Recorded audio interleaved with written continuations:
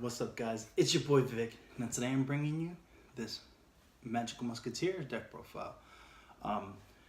It's a deck that I think that is really quick to, I should say, counter and beat over any deck you can pretty much almost throw at it, unless you are prepared with anti-spell fragrances right away or Denko Sekka.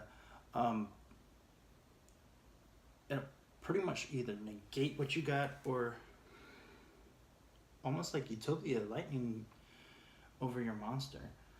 Pretty much, except for the fact, you can still activate something to counter that. But the way I designed this deck, I'm lacking some cards still. Like, still missing 2 Caspers, and I'm missing Starfires, which Starfire is really awesome. Basically, Starfire special summons from the deck. But other than that, here's my deck profile. It's unfinished, but I gave it some tweaks to actually still run almost to par. I'm thinking about actually running it at my locals, but I'm just having too much fun with my World Chalice deck. I really like the deck. I really want to complete it. There's actually another deck I've been thinking about running. I've been running it on Yugioh Pro, so we'll see how that goes, But for now, here's my Magical Musketeer deck profile. Let's get it. Bam. Running 2 Mastermind Yugiohs. All the Masterminds all have, the Magical Musketeers all have the same effects, As long as a Magical Musket monster is on field, you can activate the Magical Musket spell and trap cards from your hand. Spell or trap cards from your hand. And if you activate them in a spell trap card in their zone, in their column, it'll trigger off their effect. I like Magical Musket Mastermind Yugioh because his effect is basically, long story short, however many Magical Musket spell trap cards you activate this turn, you basically, at the end of the turn, as long as he's on field, you draw that many cards. Let's see. Once per turn during your end phase, during your opponent's end phase, you can draw cards equal to the number of Magical Musket spell trap cards you activate this turn while this card's face up on the field. You only activate his effect once per turn. Yeah. Well, also they're effective. If you activate a Magical Musket spell trap card, you can activate it from hand as long as they're on field. That's during either player's turn. So whether it's a quick play spell or a trap card, it doesn't matter. It's during either player's turn, as says so by the card. So we're going to put him up here.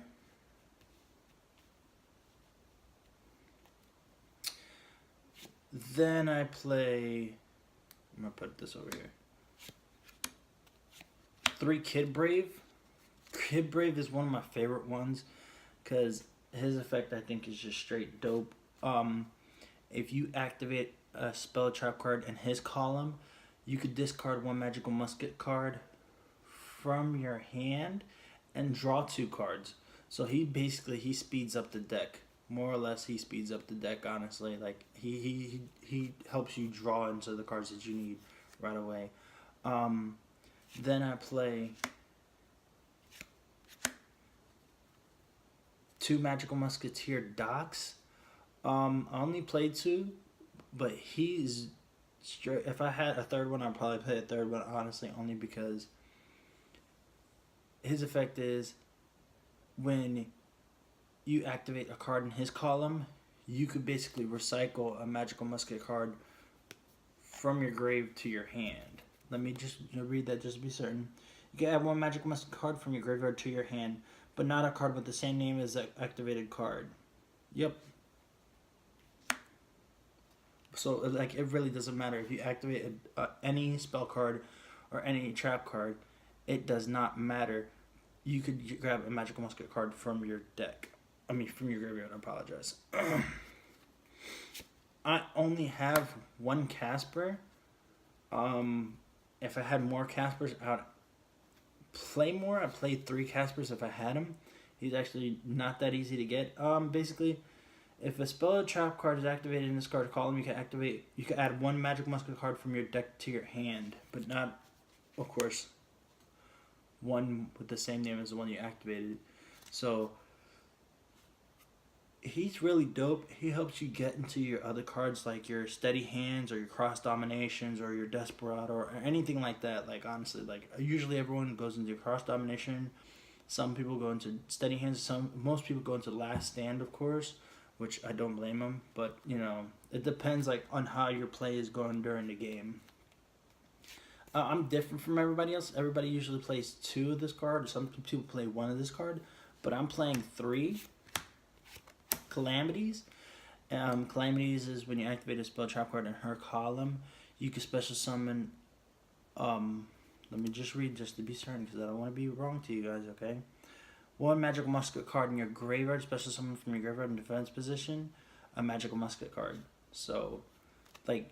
That can go into your Link, that can go into your XZ's plays, however you want to play it. Like, she feeds into it, so I'm running her at 3, especially since I'm lacking in Caspers and I'm lacking in Starfires. So, like, right now, this is the plays that I do, you know. This is just how I am. Then I'm playing 3 Wild. When you activate a spell trap card in his column, he basically says you could shuffle, I believe it's 3 magical musket cards from your graveyard into your deck. Yep, 3 magical musket cards in your graveyard, shuffle all 3 into the deck, and then you draw 1 card. So I'm playing him at 3 purposely because, like I said, I'm lacking Starfires and Caspers. If I had more Caspers and Starfires, I don't know. I wouldn't even think that I'd actually play less of any of these cards. I mean, I'd probably drop Wild to 2. I think I'd keep Calamity either at 2 or 3. I'd probably drop 1 of her and 1 of him. But right now, as the ways that things are, you know, on a budget, because that's how I like to play as a budget player. Because you know, I don't spend loads of money. I don't spend $70, $80 in cards. I don't spend $30 in cards. No. If I buy a cards, I buy a giant box, and that's it. Till the next time I buy a giant box. But for now, this is what it is. Now, for the off cards, I like to say, you know, cards that are not Magical Musket related, I play 1 Scythe, 1 Moral Talk. Yeah, they're fairies, but they're also light monsters. Of course, everybody knows Scythe. When Scythe is destroyed and special summoned during your opponent's turn, you special summon him, and your opponent cannot special summon monsters for the rest of the turn. Special summon monster from the extra deck. So you can shut down plays really quick with Scythe. Now, Moral Talk, when Moral Talk's destroyed during your opponent's turn by your opponent, you could destroy 1 card your opponent controls. So, like, that's why I'm running 1 of each. More or less, I'm trying to throw, like, a control variant into the deck. Now for what I like to say, my hand traps. Now, of course, like I've always said, my hand traps are always on a budget. So... Too honest, because why not? This whole deck is light. Everything I play in this deck is light, except for these 2 cards right here. But the majority of these cards are all light. Now, honest beats over everything. This is why I said that this more or less is like a controlled beatdown variant that I'm trying to run. But you know what? It'll work, because the way I made it. I guarantee it. But, like, literally, I've been working on this deck for 2 days now. I've been thinking about this deck constantly, over and over and over and over and over again. But, you can't go wrong with Honest in this deck. I'm not going to play Honest at 3 because I don't want to keep running into Honest. I don't want to, like, brick with Honest. I don't want to brick with my artifacts. So that's why I only run 2 of that and 2 of this. Now, of course, Maxi. Because why not? Maxi's a staple. If I had my Ghost Ogres, I'd run my Ghost Ogres. But I don't have my Ghost Ogres until I get new Ghost Ogres. Because I sold them. That's how I got into my locals that I mentioned in my World Child's deck profile. Now, here's something different. I'm running 1 Ghost Reaper and Winter Cherries. This deck has a lot of draw power, so that's why I'm running it at 1. You'll see why I say this deck has a lot of draw power. But, it never hurts to Ghost Reaper and Winter Cherries targets I have a couple targets, actually multiple targets on my extra deck that I can Ghost Reaper and Winter Cherry. I'm missing one. I'm gonna end up getting another Ghost Reaper eventually, so that way, like I said, this deck, I want to make sure that this is like a beat down control deck. Like, no matter what it is, you hold control during the whole game. And that was my monster lineup. I think I'm playing 6, 7, 8, 9, 10, 11, 12, 13, 14, 15, 16, 17, 18, 19, 20 monsters. Only 20 monsters. I almost thought I actually made, went to too many monsters. Ooh, I forgot to add in a card. That's why I'm playing this one card. Ooh. I'm about to switch this up real quick. Watch. Swap this card off for this card. Yep, that was a quick switch, guys. Because I was going to tech in one other card. I forgot to put it in the deck profile, but for now, this is my spell lineup. 2 double cyclones. I'm running 2 double cyclones only because just in case I draw into my artifact, moral attack, or my scythe. It double cyclone basically says target 1 spell card or trap card you control and 1 spell trap card your opponent controls. Now, for those who don't know, the artifacts are, you could play them as spell and trap cards. That's how that deck worked. Was basically you bait your opponent into trying to destroy things, and you destroyed your own cards during your opponent's turn, because they say as long as it's destroyed during your opponent's turn, you can special summon them, as long as it's by card effect. So that's why I'm running 2 double cyclones. Now, this is why I say this deck has a lot of draw power. I'm about to show you why. Okay, so there's my double cyclones.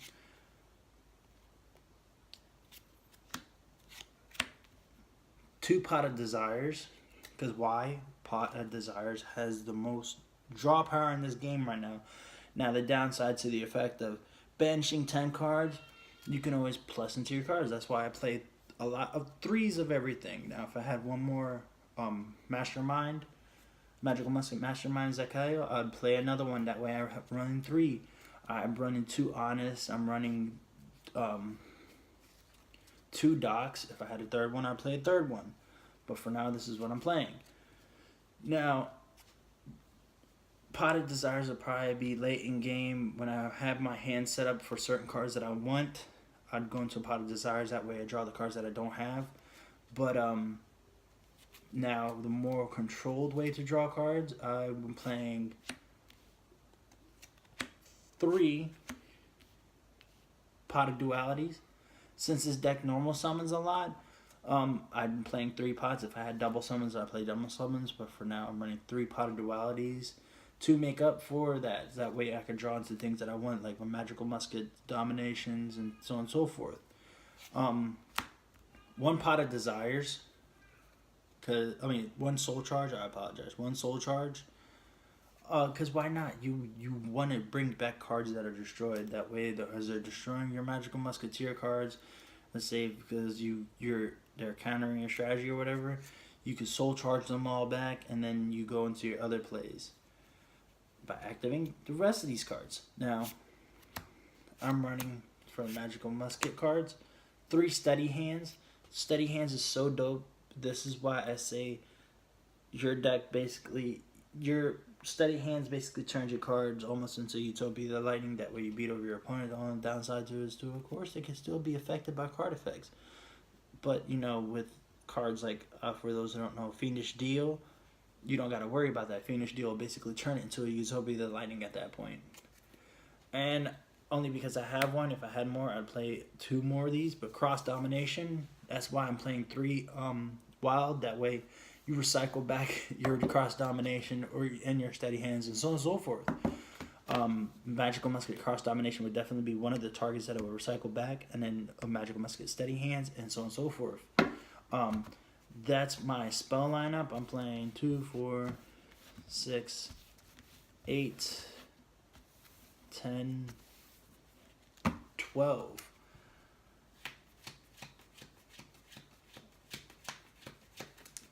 12 spells. Now, for my traps.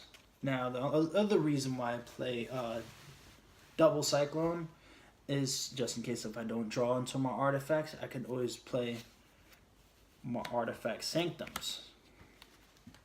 Artifact Sanctum. Artifact Sanctum basically says if you flip it, you special summon one artifact monster from your deck. You can only activate one Artifact Sanctum per turn, and you cannot conduct the battle phase of the turn you activate this card, which is why you activate it during your opponent's turn. Now, let's say if you don't destroy it with your double cycle, and let's say if you don't flip it to special summon, you could also just pop it with double cycling and say you pop this, destroy this, and you go to destroy one of your opponent's spell trap cards. Its effect says when it's destroyed during your opponent's turn by a card effect, you can target one card in the field, destroy that target. So this is why I said this deck has a lot of control. I try to make sure that this deck maintains, like, you're the one dominant. As long as you can target cards, let's say you can't target cards, okay, you have cards like Steady Hands and Steady Hands that boost your monsters over and basically beat over those monsters you can't destroy.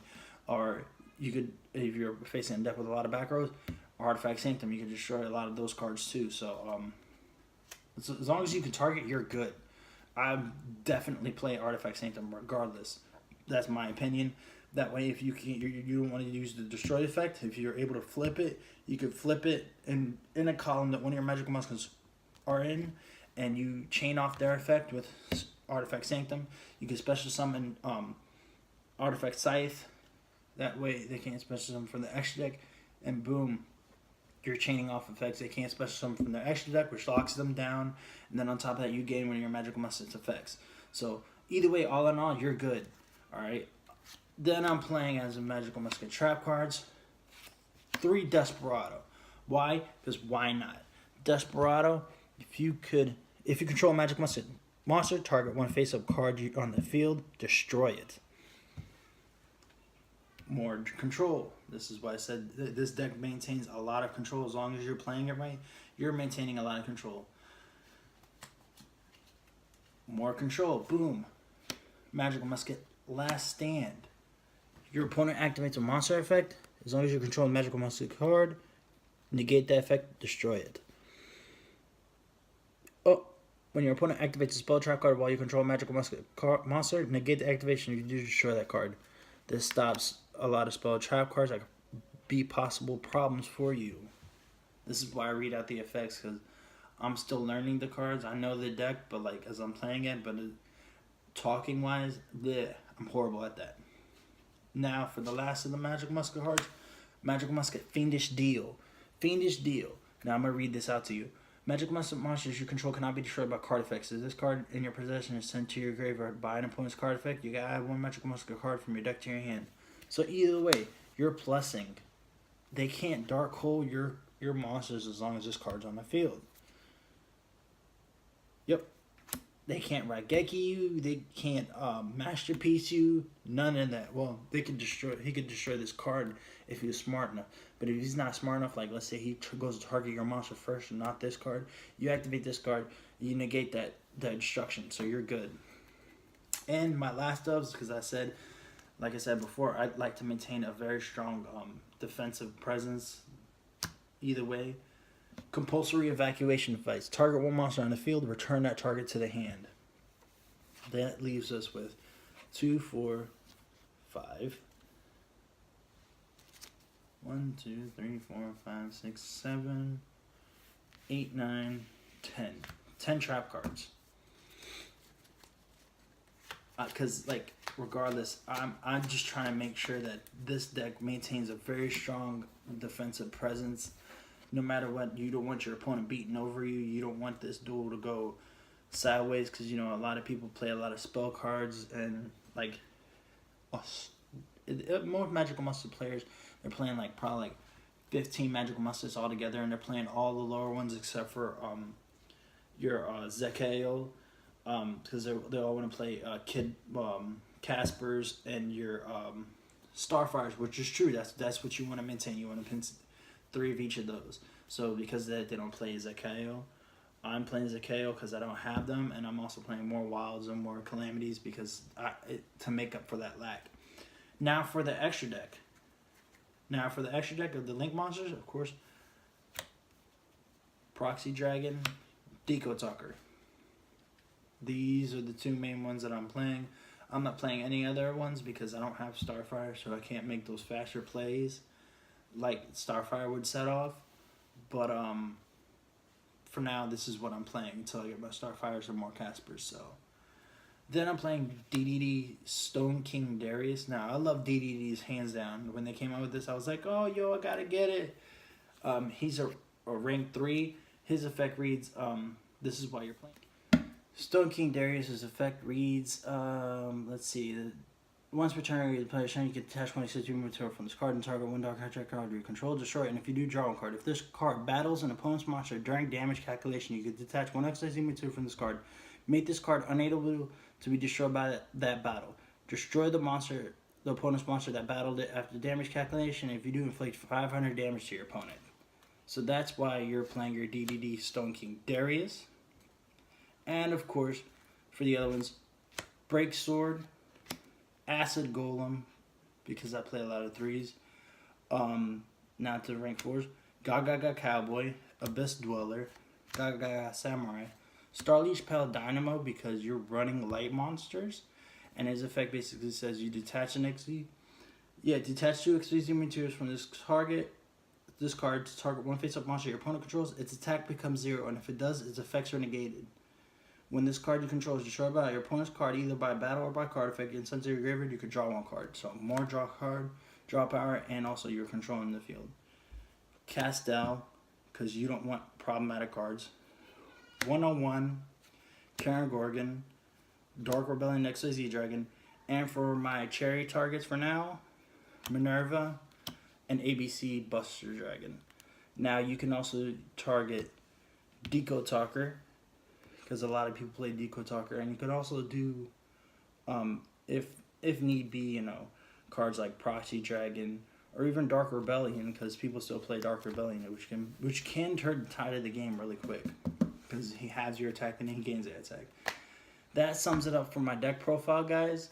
I'm still working on a side deck, so it's not exactly certain what cards I would really play.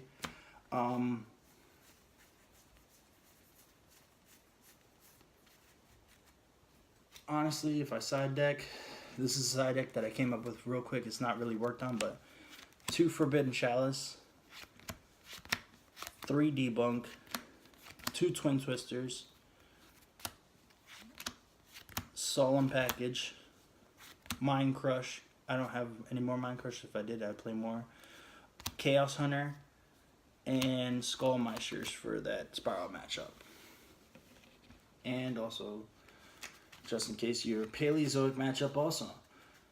That sums up my deck profile, guys. I know it's been a long video, I apologize, but thank you guys for watching. Please smash that like button. Subscribe if you haven't subscribed. Share with all your friends. Post it on your Facebook, everything. If you're in the Yu-Gi-Oh community page, please share it in the Yu-Gi-Oh community pages also. And if you haven't hit that notification bell, hit the notification bell. But thank you guys for watching. Love you guys. Thank you for your support. Share this video with your friends, of course, like I said. And you know what? Have a good day, guys. I'm probably going to be doing another video tomorrow because I have a funeral to attend Friday. My grandfather had passed, so I'm going to be one of the pallbearers. So I'm not going to be in the mood to do any videos. So, which is, it hurt me very, very bad. So, thank you guys for watching. Have a good day. Peace.